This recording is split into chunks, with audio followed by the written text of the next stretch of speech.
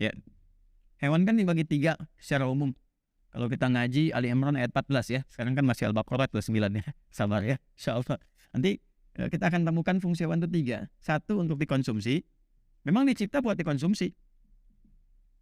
Dan ibadahnya senang begitu. Makanya sapi itu senang sembelih. Ya, ayam juga demikian, kambing demikian. Senang karena pengabdiannya memang untuk dikonsumsi.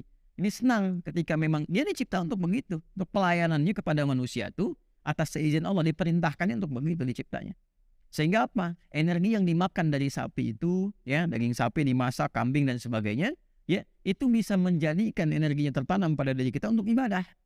Dipakai beraktivitas, dipakai untuk sholat, ngaji Quran, untuk kerja, ya, melahirkan hasil yang nyata, ada maslahat, itu manfaatnya. Makanya motongnya dengan nama Allah, Bismillah ya Allahu Akbar. Karena dia dicipta oleh Allah untuk itu, kita pun minta izin motongnya sama Allah. Kan? Itu makanya ketika memotong dengan nama Allah itu, maka fungsinya ya dapat diterapkan dalam kehidupan nyata fungsinya. Itu cara berpikirnya demikian konfigurasinya. Ya, nah, ini fungsi konsumtif yang pertama. Yang kedua ada tunggangan. Ya, kuda misalnya kan dan sebagainya. Ya, tunggangan. Jadi konsumsi ada tunggangan atau pekerjaan. Ya kan yang ditunggang itu untuk pekerjaan, untuk aktivitas, ada yang untuk membajak dan sebagainya. Ya kan? Ini yang kedua itu. Yang ketiga apa? Ya, zina, untuk keindahan, hiasan. Ya, diciptakan memang untuk tampil indah aja. Ya, merak misalnya. Ya, apa Anda mau tunggangin merak nggak ada kerjaan? Ya, kan? Ya, merak juga bukan untuk dikonsumsi. Ya. Aduh, saya ingin lapar ya. Hari ini saya pengen makan dendeng merak misalnya. Ya, dan orang akan sepakat. Orang pasti marah gitu. Ya, karena apa? Secara fitrah dia menyadari merak diciptakan dengan keindahan, bulunya berputar dan sebagainya. Ya, kan? Untuk apa? Itu jadi hiasan. Ya, jadi hiasan. Jadi ada bang yang fungsinya ketika diciptakan jadi hiasan saja. Ya, dan seterusnya. Ini gambarannya teman-teman sekalian nih. Ya. Jadi dari sini pandai-pandai kita menempatkan kata Allah wallazi khalaqal lakum. Nah, ini ada yang jadi fungsi hidup untuk kalian nih. Fungsi berkehidupan. Jadi silahkan nanti ya. Anda yang ingin misalnya menggunakan ini untuk bertahan hidup, butuh makan, ya kan? Nanti diatur caranya, cara mencari bagaimana. Ya, tidak ujuk-ujuk ada sapi nih karena Allah telah menetapkan untukku, ambilnya sembarangan sembelih. Dan tidak begitu. Diatur. Jangan Anda katakan datang ke pekarangan orang, peternakan, sembelih, ambil sapinya satu. Asal ambil aja. Tidak. Ada petunjuk, ini kan punya Tuhan, bukan punya Anda. Iya benar punya Tuhan, tapi Tuhan mengatur bagaimana penggunaan ini secara benar. Ya kan? Jangan Anda juga masuk ke pekarangan orang. Mangganya sudah matang, Anda masuk ke situ. Ini kan punya Tuhan. Tanahnya punya Tuhan, bukan punya Anda yang ciptakan Tuhan. Betul bang. Betul kak. Memang yang punya Tuhan, yang ciptakan Tuhan. Tapi Tuhan menugaskan saya untuk merawat, mengatur, ya, dan sehingga dengan aturan itu tertib keseluruhannya. Maka dibuatlah kemudian satu hukum oleh Allah di Quran surah kedua misalnya ayat 168.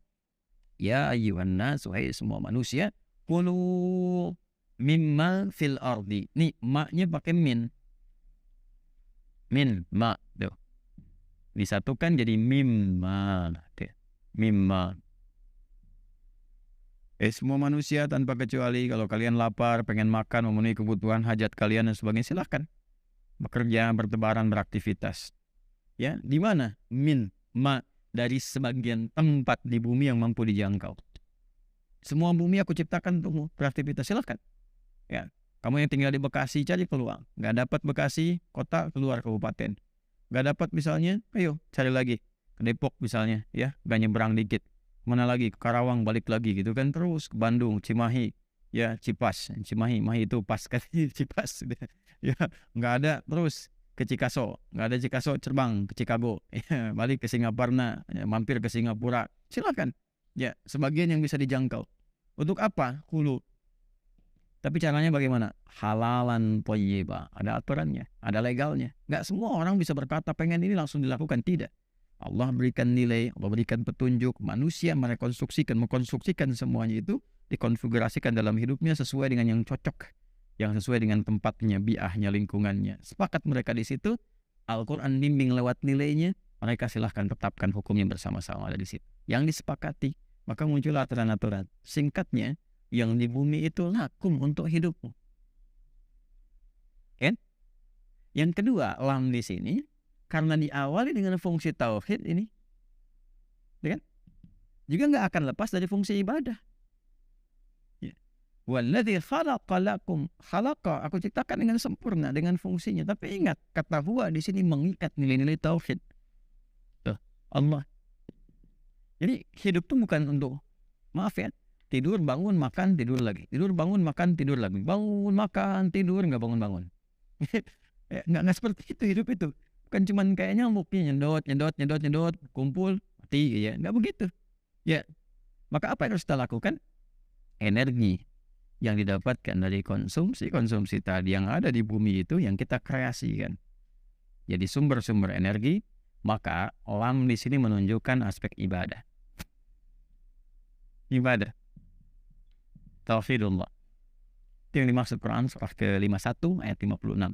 Wa ma khalaqtu, kayak khalaq lagi. Kalau yang ini ke alamnya, yang ini nanti ke manusianya. Ke sini. Wa ma khalaqtul jinna wal insa illa liya'budun. Ujungnya liya'buduni. Kan? Dan tidaklah aku ciptakan jin dan manusia kecuali untuk menjadikan semua aktivitasnya sebagai ibadah kepada Allah. Jadi, semua apa yang kita hasilkan dari pekerjaan-pekerjaan kehidupan kita di bumi ini, apapun itu. Apakah yang dikonsumsi sini? Apakah yang jadi tunggangan? Apakah yang jadi hiasan? Pada akhirnya, tujuan akhirnya adalah ini. Untuk memenuhi hajat ibadah kita kepada Allah. Yuk, ketunggangan, sepeda, motor, kendaraan. Jadi sekian mewah yang dikumpulkan dari hasil pekerjaan Anda. Terlepas, terserah. Mau profesi apapun, mau pebisnis Anda, diplomat, birokrat, dan sebagainya, terserah. Anda sudah banyak tunggangan dari hasil kerja keras Anda dan sebagainya. Anda bayangkan demikian. Tapi ingat, misi kehidupan kita itu untuk ibadah. Sudah berapa kali sepeda Anda dipakai untuk menuju ibadah? Sudah berapa kali dibawa ke masjid, majelis ta'lim? Motor yang Anda banggakan itu sering tur dan sebagainya, ya kan? Coba berapa kali dipakai untuk ibadah? Kendaraan, ya, yang sering kali dipanasin, simpan, berapa kali dipakai untuk ibadah? Itu tunggangan. Ya, hiasan. Coba lihatlah yang pila beliaunya sudah bisa assalamualaikum, sudah bisa al-fatihah, sudah bisa qul huwallahu ahad dan sebagainya. Apakah yang melatihnya, yang dihadirkan di sudah ingat dengan Allah? Jangan-jangan dia bersuara, dan suara itu memang sedang memuji Allah, sedang bertasbih. Burung yang Anda pelihara itu, yang Anda disangkar, ya dia berkicau, Anda latih kicau aja tinggi-tinggi. Padahal kalau Anda mengerti bahasa burung, boleh jadi dia sedang bertasbih kepada Allah. Kan? Ya, dia dikurung masih bisa bertasbih. Anda yang mengurung tidak bertasbih, akan dihisab tuh. Ya, akan dihisab gitu. Ya. Nanti lain waktu kalau Anda tanya fikihnya memelihara burung, nanti ada fikihnya lagi yang terpisah. Kan? Ada kebolehan, ada ya dengan beberapa syarat. Ya, di antaranya memberikan hak hidupnya, kan? Kemudian yang kedua memberikan pasangannya, nggak dibiarkan sendiri. Ya, mungkin dia bersiul-siul, berkicau, Anda ketawa padahal dia nyari pasangan gitu kan. Sebagainya. Ya, dan seterusnya. Nanti ada banyak fikih di dalamnya. Jadi ini gambarannya teman-teman sekalian. Ya. Jadi ketika seseorang hamba bertanya, ya Allah, saya ingin kembali kepadamu menjalani fungsi kehidupan di bumi, maka Allah katakan, bahkan aku sudah menyiapkan semua yang di bumi itu untuk kehidupanmu, supaya engkau nyaman beraktivitas dan engkau juga nyaman untuk beribadah pada Allah Subhanahu wa taala dan menemukan keagungan Allah di balik semua desain penciptaan bumi itu.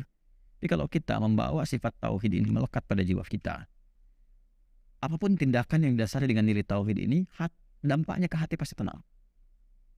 Dan rasanya indah. Jadi setiap kita berinteraksi dengan sesuatu nggak lepas dari syukur kita kepada Allah. Dapat sepeda, naik, alhamdulillah ya Allah. Gitu kan, kau anugerahkan ini supaya aku bisa optimal menyembahmu. Jadi semuanya syukur. Ya, dan kita mensyukuri apa yang ada. Ya, bukan tamak mendapatkan apa yang nggak ada. Ya kan? Karena aspeknya kan ini fungsional sifatnya. Nanti akan ditafsir di ayat-ayat lain. Ya, misalnya di Ar-Rahman, kan yang suka Ar-Rahman seringkali ngaji Ar-Rahman. Di ayat 10 coba. Ya, sampai 11, 12 dan seterusnya. Wal arda wada'aha lil anan. Ya, dan semua yang ada di bumi itu telah aku tetapkan, kata Allah, aku jadikan lil anam, untuk semuanya itu untuk manusia, untuk kehidupan. Ya, fiha faqihatu wan nakhlu dzatul akmal. Di dalamnya ada buah-buahan, ya, ada kurma dan seterusnya, ada macam-macam. Ya, ada bijian yang tumbuh. Itu Allah minta riset itu. Jadi kalau disebutkan contoh di Quran, di riset deh teman-teman. Bukan cuma dihafalin gitu.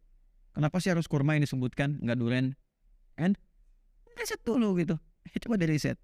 Ya, kenapa mesti anggur, nggak salak misalnya kan? Riset dulu. Bukan berarti salak tidak ada keutamaannya banyak keutamaan. Nanti ada ayat umum, ada ayat khusus. Nah, ketika disebutkan yang khusus berarti ada pesan tersembunyi di dalamnya yang harus digali. Itulah fungsinya ngaji tafsir. Semakin dalam itu namanya takwil, kan? Nah, itu makanya kalau orang ngaji tafsirnya itu benar gitu kan dan sabar, pasti cerdas. Pasti cerdas karena semua aspek itu bisa diriset.